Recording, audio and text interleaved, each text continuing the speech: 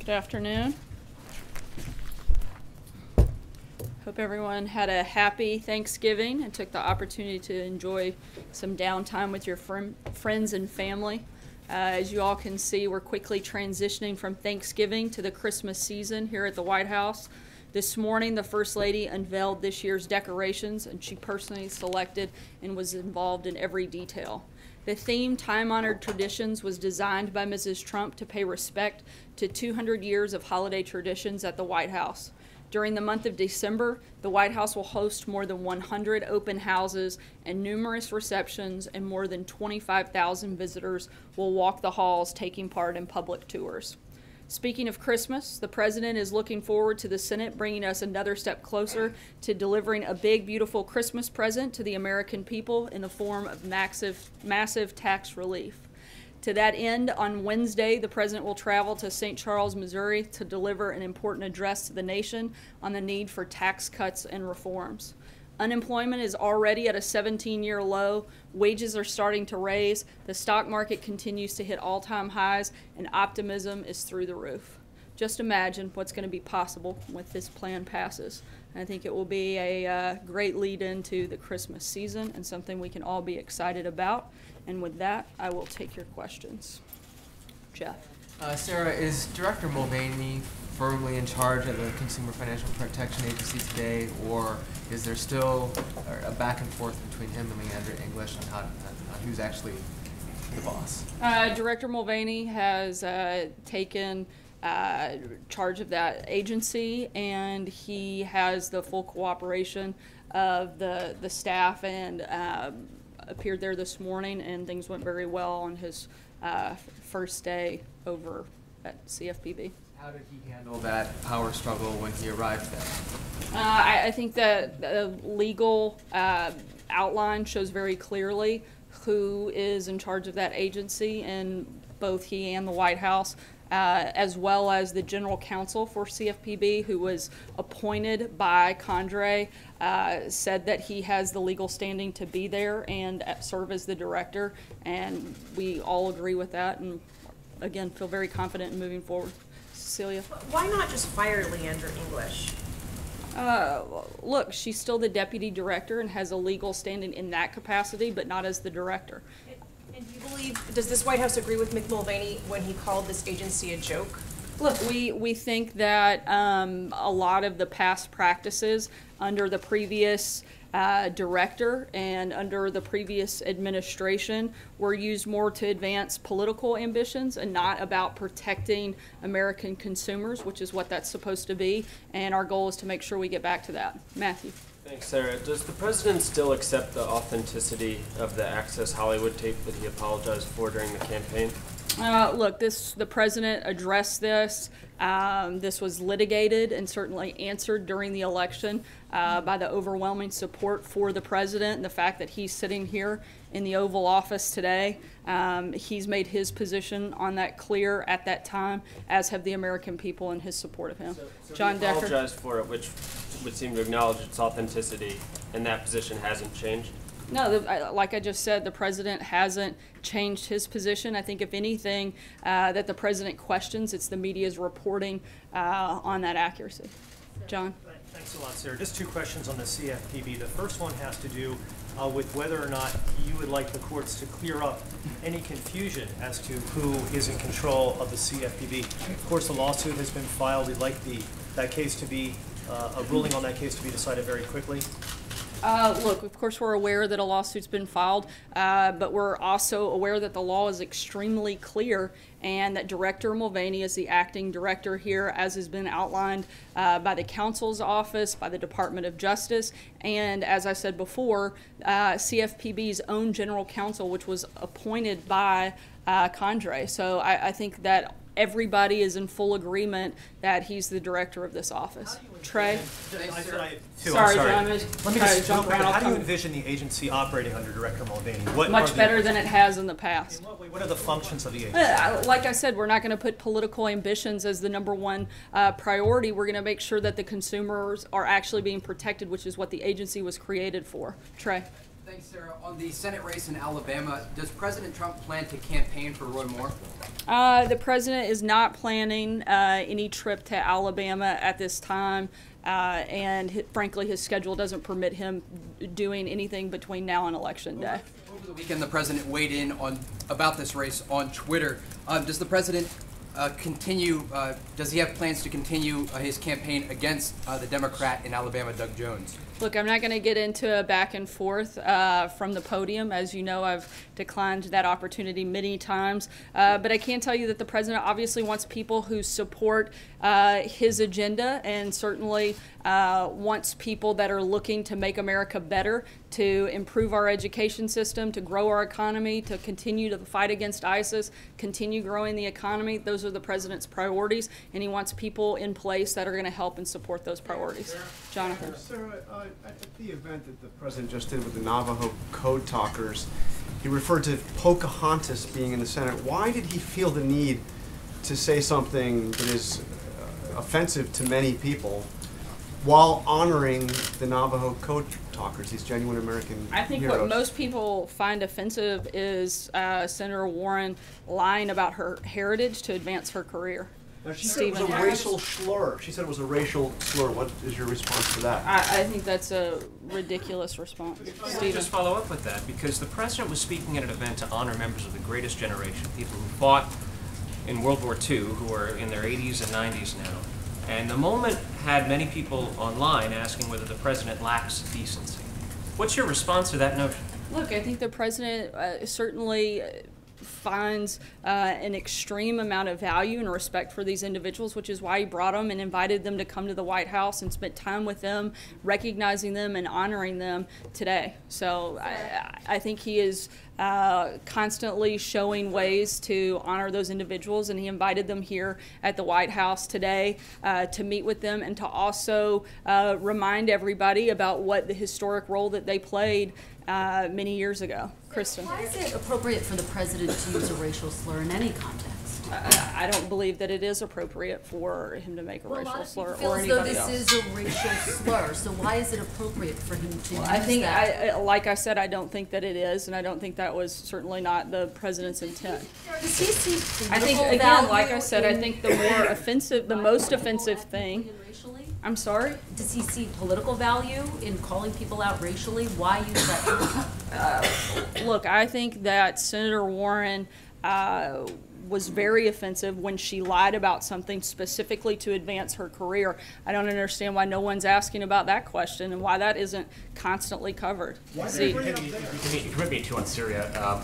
First, on Friday, the president's call with Erdogan in Turkey, where he seemingly announced to him that it was not that the U.S. is not going to continue arming the Kurds forces fighting ISIS. Do you address sort of concerns that the U.S. now seems to be backing away from its previous support of a partner in the fight against ISIS?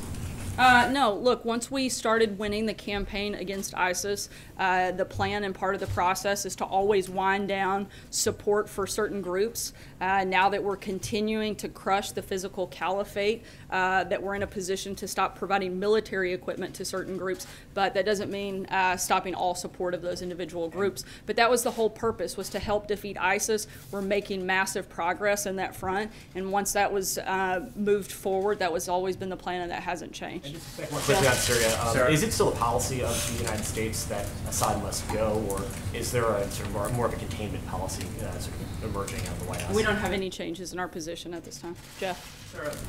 Back to the Access Hollywood tape, you said that he made his position clear at the time. He said, at the time, he said, I said it, I was wrong, I apologize. But you just said the media's reporting of its accuracy. So can I ask again, does the president acknowledge saying that was on the Access Hollywood tape last year? Look, I said that he'd already addressed it, and that we didn't have any updates to that. I said what he didn't like and what he found troubling were the accounts that are being reported now. But what counts are being reported now that weren't reported last year? What counts are you talking about? The ones that are current that he's questioning. Following up on Steve's question, so what is the official policy on Assad's position? Should he stay or go? Look, as I just said, we don't have any changes into past statements that we've already made on that front. Nothing new. Blake? CFPB. Does the White House believe that Leandra English is unqualified for that position? We believe that Director Mulvaney is the right person at this time to lead that agency, and that's why he's over there. If you believe that he's the right person, I guess the follow-up then is, what does the White House or what does the president have against Leandra English in that spot? Look, I'm not saying that we do have anything against her. I'm saying that we want Director Mulvaney to lead this agency, and that's a decision that the president is allowed to make and one that he's made and has legal authority to do so. John? Thank you, Sarah. Two questions about personnel. The president's appointment of Governor Brownback for the ambassador-at-large slot dealing with religious liberty has been stalled, and the Senate has yet to confirm him or vote on his confirmation. Now, at the same time, the National Security Council staff has a vacant slot that deals with the same issue, religious liberty, that doesn't require Senate confirmation. Is he going to fill that slot on the NSC? I'm not aware of any specific announcement for that position at this time, but if one happens, we'll certainly make sure you're aware of it. Now, and the other question is regarding the appointment of Director Mulvaney to a simultaneous presidential appointment. It seems a little odd because this has not been done, according to many accounts, since before World War I. We're an administration that likes to break new ground, John. Well, broke it. The last time was before World War I, when the Secretary of the Treasury was also the first chairman of the Fed. Whose idea was this, or did the president decide to give the dual positions to Director Mulvaney? Look, I think the president felt like he was the right person to lead this agency, and he made that decision. I don't think there's more to it than that. Fred? Oh, thank you, sir. One on the CFPB. As far as reforms to the agency, the House has passed the Choice Act. That's still no action on that in the Senate. Is this something, does the administration see this as an opportunity to try to push congressional reforms to the agency? Look, this is Director Mulvaney's first day. We're going to let him get settled in before we start announcing new policy, but when we do, we'll certainly keep you guys posted. Anita? Sorry, I'm going to try to jump around for save time. The other day that the issue of the Dreamers would not be in the spending bill. We're reaching the end of the year now, and I'm wondering what the president said that he would take this back up if Congress couldn't act. Negotiations aren't really going anywhere. What does the president propose to do? Does he see that happening in Congress in the next few weeks? Does he wish for a standalone bill? Are you talking about specific to, I'm sorry, I missed the first part. Dreamers? Oh, what to do about Dreamers? Look, we hope that the Democrats aren't going to put our service members abroad at risk by trying to hold the government hostage over partisan politics and attaching that to that. We've laid out what our principles on immigration are. We want to see responsible immigration reform that would include DACA, but that would also include the priorities that we've already previously laid out. Don't come up with anything? Like I just said, we hope that the Democrats are willing to actually make responsible immigration reform. We've laid out what we want, and look, the president's got a meeting with various members tomorrow, and I would imagine that will come up at that time. With the leaders? Kristen. Sarah, what would you say to consumers who are concerned about somebody who once called the agency that he's now ostensibly leading, Mick Mulvaney calling the agency a sick, sad joke? What would you say to consumers who are concerned about somebody like that now ostensibly leading this agency that was designed to protect them? I think that consumers should be glad that they finally have somebody in there that actually wants to fight for consumers and not fight for their own political ambitions, which we've seen in the previous leadership, and which will be a very different change under Director Mulvaney. David? Sarah, at this point, Senator Al Franken has allowed that there may be more women coming forward. He doesn't know that there are, but he said there might be more women coming forward. At what point does the president condemn him? How many women does it take? How many accusations does it take before the president says Al Franken should resign? And is he holding back because of some unresolved accusations against himself? No, I think it's, look, the president's not going to weigh in on every single matter like this. Look, every single day we've got people from the media, from Hollywood, from members of Congress that have allegations brought against them, and we think that this should go through a due process, and that's something that Senator Franken should first be the one to address, and not for the president to weigh in every single time one of these accusations comes up. But there should be a process that we go through, and we want to make sure that that's completed. You said with the Access Hollywood tape that the people have spoken, the president's president, so that's kind of been litigated. Do you think that the I fact think the that president also addressed it at the time. do you think the fact that the president has been elected, that's all been litigated, means that the public believes the women who have accused him in the past of sexual misconduct are wrong? I think that the president's been very clear that he denies any of those allegations having taken place. Thank you, Sarah. Just to follow up on you saying that the CFPB has not looked out for consumers, can you point to some specific cases where the CFPB did not act in the best interests of consumers? Yeah, we have a list of those. I'll be happy to provide them after the briefing today. Some now? Yeah, I don't have it right in front of me, but I have read multiple things. I'll be happy to provide it to you after the briefing. Separately, over the weekend, the president went after CNN International. Today, he called out CNN in a tweet. In the conversations that the president has had with Rupert Murdoch, has he ever brought up CNN or talked about the AT&T Time Warner merger? Not that I'm aware of. Not that I know of.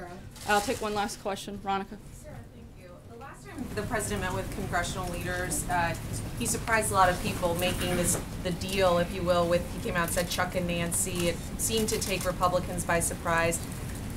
Should we expect something like that out of tomorrow? Should Republicans feel anxiety or concern leading into tomorrow's meeting that he may, if you will, throw them under the bus, if you will, leading into tomorrow's meeting? Look, I don't think the president threw anybody under the bus, but if the president, I'm not going to get ahead of that meeting, but if the president can make a deal and any of those Democrats would like to come on board and support tax reform, I think that's something we'd certainly welcome and be happy to celebrate with them after, as my guess is most of the Republican senators would also be excited about that as well. Thanks so much, guys. Have a good afternoon.